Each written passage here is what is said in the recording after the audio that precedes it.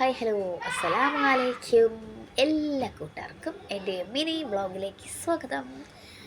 അപ്പം ഞാൻ ഈ വ്ളോഗ് ഒരു ചെറിയ രീതിയിൽ എടുക്കാമെന്ന് വിചാരിച്ചു ഗൈസ്. ഒരുപാട് ഞാൻ നീട്ടണ്ടെന്ന് വിചാരിച്ചിട്ട് ഞാൻ ചെറിയ രീതിയിലാണ് എടുത്തത്.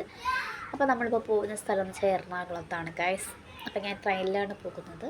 അപ്പം ഞാൻ ഫസ്റ്റ് ടൈമാണ് എറണാകുളം പോകുന്നതും പിന്നെ നമ്മൾ ട്രെയിൻ കയറുന്നതൊക്കെ ഞാൻ ഫസ്റ്റ് ടൈമാണ്.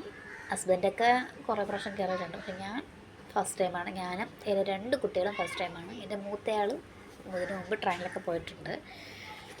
അപ്പോൾ നമ്മൾ ഫാമിലി മൊത്തത്തിൽ പോവുകയാണ്. നമ്മളെല്ലാവരും ഉണ്ട്. എൻ്റെ ഉമ്മ, പിന്നെ എൻ്റെ മാമൻ്റെ ഭാര്യ, അങ്ങനെ ഒരുപാട് ആൾക്കാരുണ്ടായിരുന്നു. അപ്പോൾ ഞങ്ങളങ്ങനെ ട്രെയിനിലോട്ട് കയറാൻ പോവുകയാണ് ഗൈസ്. നമ്മൾ പോയ ട്രെയിൻ എന്ന് പറയുന്നത് ലോക്കൽ ട്രെയിനിലാണ്. അപ്പോൾ ലോക്കൽ കമ്പാർട്ട്മെൻറ്റിൽ നമ്മൾ കയറിയത്. അപ്പം അതിൽ പോകുമ്പോൾ നല്ല എൻജോയ്മെൻ്റ് ആയിരിക്കും എന്ന് കരുതിയാണ് നമ്മൾ അതിലോട്ട് തന്നെ കയറിയത്. ബട്ട് ഗൈസ് ഭയങ്കര പാടായിരുന്നു. കാരണം ഒരുപാട് ടൈം നമുക്ക് ഇരിക്കാൻ പറ്റില്ല, നല്ല ബാക്ക് പെയിനൊക്കെ ഉണ്ടാവും. അപ്പോൾ നമുക്ക് ഇച്ചിരി കിടക്കാനൊക്കെ തോന്നുമായിരുന്നു, പക്ഷെ ഞങ്ങൾ കിടന്നില്ല. നമ്മൾ ഇരുന്ന് തന്നെയാണ് പോയത് ഗൈസ്. കിടക്കാനുള്ള സാഹചര്യങ്ങളപ്പോൾ നമുക്ക് ഈ ട്രെയിനിൽ കിട്ടില്ല. ബുക്ക് ചെയ്തിട്ട് പോകണമെങ്കിൽ കുഴപ്പമില്ലായിരുന്നു. അപ്പോൾ ബുക്ക് ചെയ്ത് നോക്കിയപ്പോഴേക്കും അന്നത്തെ ദിവസത്തെ ഫുള്ള് ബുക്കഡ് ആയെന്ന് പറഞ്ഞുകൊണ്ടാണ് ഞങ്ങൾ ഇതിൽ തന്നെ കയറാമെന്ന് വിചാരിച്ചത്. ദിവസം നീട്ടിക്കൊണ്ട് പോകണ്ടെന്ന് കരുതിയിട്ടാണ്. കുട്ടികൾക്ക് മദ്രസയൊക്കെ ഉള്ളതല്ലേ. അപ്പോൾ നമ്മളിതാ ട്രെയിൻ വന്ന് ഇറങ്ങിയിട്ടുണ്ട്. നമ്മൾ എറണാകുളം സ്റ്റാൻഡിൽ വന്ന് ഇറങ്ങിയിട്ടുണ്ട് ഗായ്സ്.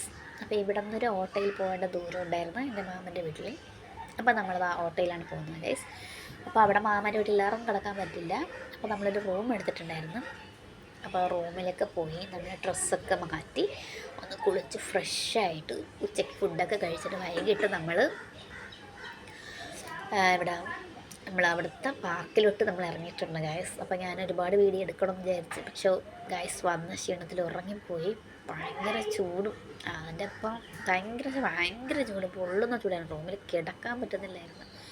പക്ഷെ കുളിച്ചിട്ടൊക്കെ ഇച്ചിരി നേരം കിടന്നപ്പോൾ ഇച്ചിരി തലവേദനയൊക്കെ ഒരു കുറവുണ്ടായിരുന്നു. കാരണം നമ്മൾ ട്രെയിനിലൊക്കെ ഒരുപാട് ടൈം ഇരുന്ന് വന്നതല്ല. അപ്പോൾ അതിൻ്റെ ഒരു ബാക്ക് പെയിൻ ഉണ്ടായിരുന്നു. അതൊക്കെ മാറ്റിയിട്ടാണ് നമ്മളിവിടെ പാർക്കിലോട്ട് വന്നത് ഗായ്സ്. അപ്പോൾ കുട്ടികൾക്ക് ഭയങ്കര സന്തോഷം. കാരണം പാർക്കിൽ ഒരുപാട് കളിക്കാനുള്ള ഒരുപാട് ഇതൊക്കെ ഉണ്ടായിരുന്നു. അപ്പോൾ അതുകൊണ്ടാണ് കുട്ടികൾക്ക് ഭയങ്കര എൻജോയ്മെൻ്റ് ആയിരുന്നു ഗായ്സ്. ഇവിടെ വന്ന് കയറിയപ്പോഴും ഞങ്ങൾ ഒരുപാട് പ്രതീക്ഷിച്ചു, പക്ഷെ ഭയങ്കര ചൂട് കാരണം നമ്മൾ പിറ്റേന്ന് തന്നെ ഇവിടെ നിന്ന് ഇറങ്ങാമെന്നുള്ള പ്ലാനിങ്ങും കൂടെ നമുക്ക് അപ്പോഴും തോന്നി.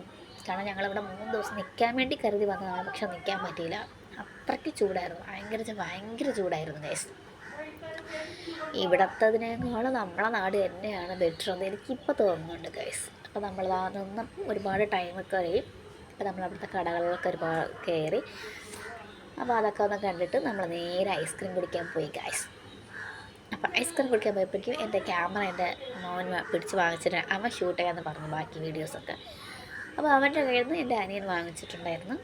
അപ്പോൾ ഒരുപാട് ടൈം നടന്നപ്പോഴേക്കും കാലിനൊക്കെ നല്ല വേദനയായിരുന്നു. ഒരുപാട് നടക്കാനുണ്ട് അവിടെ, പക്ഷെ നമുക്ക് നടക്കാൻ പറ്റിയില്ല. ഭയങ്കര ചൂടും അതിൻ്റെ അപ്പുറം കാല് വേദനയൊക്കെ ഉണ്ടായിരുന്നു.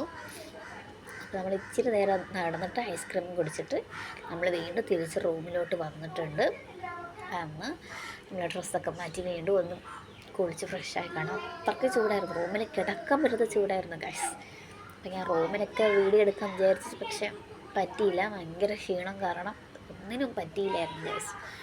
കാരണം മടുത്തു ഇവിടെ വന്നപ്പോഴേക്കും. കാരണം അത്രയ്ക്ക് ചൂടായിരുന്നു ഗൈസ്, ഭയങ്കര ചൂടായിരുന്നു.